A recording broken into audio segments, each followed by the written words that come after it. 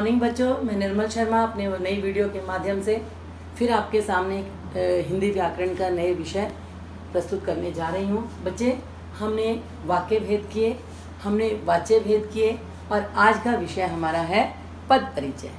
पद परिचय कहने में दो शब्द दिखते हैं बच्चे, पर ये बहुत गूढ़ विषय है, क्योंकि पद परिचय बताते समय हमें पूरी ही व्याकरण बच्चों को समझानी होती है। अगर आपको व्याकरण का बेसिक आता होगा तो आप इस टॉपिक को बहुत अच्छे से समझ पाएंगे।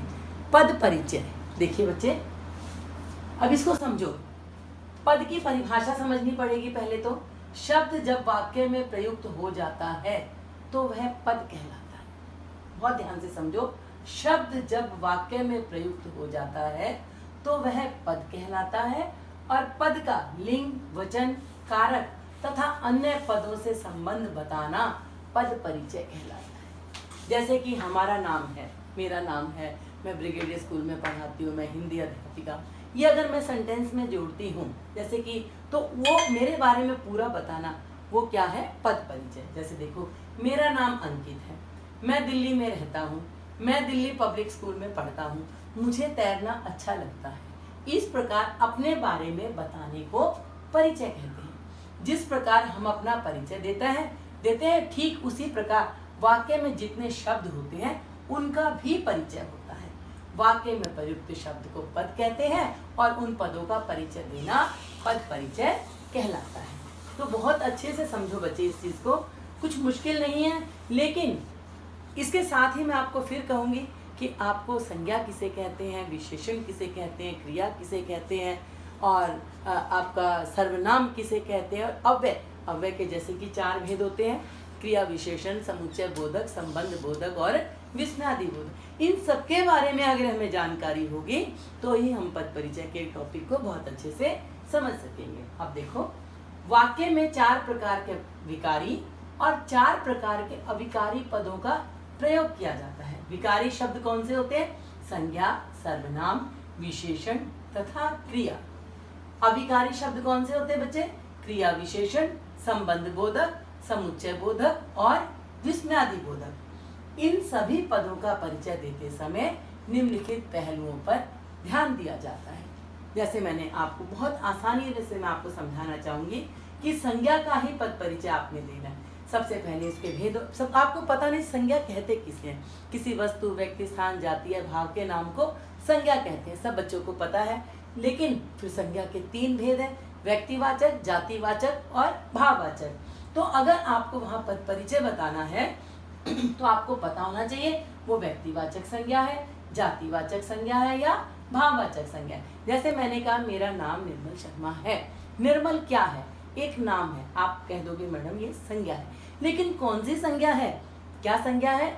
ये व्यक्तिवाचक, क्योंकि मेरा अपना नाम है। अगर मैं कहती हूँ निर्मल शर्मा हिंदी की अध्यापिका है, अध्यापिका क्या है बच्चों? अध्यापिका क्या है आपका? कि वो संज्ञा तो है, लेकिन कौन सी है? जातिवाचक संज्ञा, क्योंकि जितनी भी अध्यापिका है सभी के बारे में है। तो यही चीजें आपको समझनी होती हैं। फिर दूसरा इसमें पॉइंट होता है लिंग, स्त्रीलिंग या पुल्लिंग।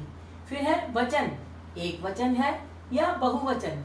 तीसरा होता है कारक, कर्ता, कर्म, करण, संप्रदान, अपदान, संबंध, अधिकरण और संबोधन।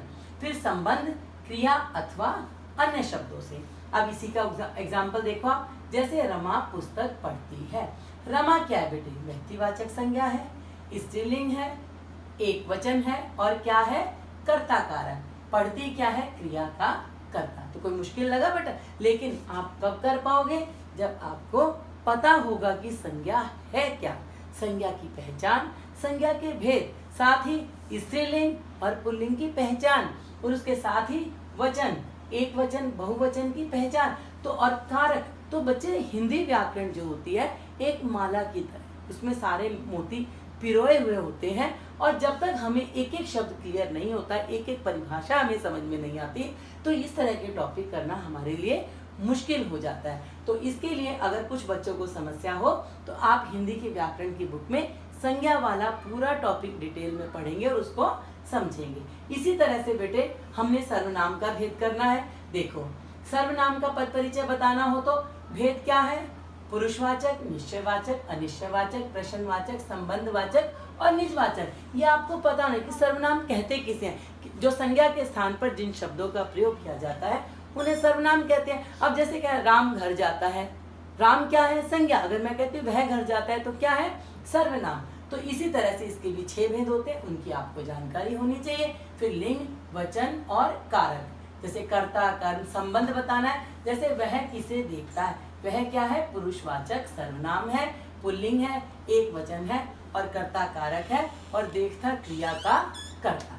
तो बच्चे आज मैंने आपको संज्ञा और सर्वनाम के बारे में ही बताया है और कल इसी तरह से आगे मैं आपको विशेषण, क्रिया और अव्यय वाले टॉपिक भी समझाऊंगी। आज का काम आपका ये है कि पीडीएफ में इसको देखना है और लिखना है, साथ ही साथ पढ़ने के लिए संज्ञा और सर्वनाम जो आपके विषय हैं हिंदी व्याकरण की किताब में, उनको बहुत गहराई से पढ़ना और समझना है। तभी हम आगे बढ़ेंगे, एक एक स्टेप के साथ हम काम को करेंगे ताकि अच्छे से हमें क्लियर हो जाए। तो अगर फिर भी कोई समस्या है तो आप मुझसे डायरेक्ट कांटेक्ट कर सकते हैं, मुझसे फ़ोन पे पूछ सकते हैं, मुझे व्हाट्सएप कर सकते हैं। लेकिन आपको बच्चे इसको बहुत अच्छे से समझना होगा, तभी हम पद परिचय को एग्ज़ाम में कर पाएंगे। और हमारे एग्ज़ाम में ये भी 4 नंबर का ही आता है। 16 नंबर की हिंदी व्याकरण हमारी ऐसी होती है जो 1-1 नंबर की होती है और इन पर हमारी पकड़ बहुत मजबूत होनी चाहिए और वो तभी होगी जब हम इसको समझेंगे। तो आज की वीडियो यहीं पे समाप्त करती हूँ, अगली वीडियो में कल फिर आपसे मिलती हूँ।